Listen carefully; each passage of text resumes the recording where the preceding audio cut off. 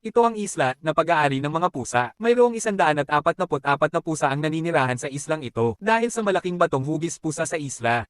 Pinangalanan nitong Fat Cat Island at ang mga pusa ang mga master ng islang ito. Walang kalsadang kumukonekta sa labas ng isla. Ang mga turista ay kailangang sumakay ng bangka sa kabila ng lawa upang marating ito. At upang maiwasan ang masyadong maraming mga tao at upang maiwasan ang madalas na pananakit ng mga tao sa mga pusa, iyon ay isang talagang maalalahanin na ideya. Ang mga pusa dito ay iba sa mga ligaw na pusa sa lungsod. Hindi sila tatakas kapag nakita ka sa malayo.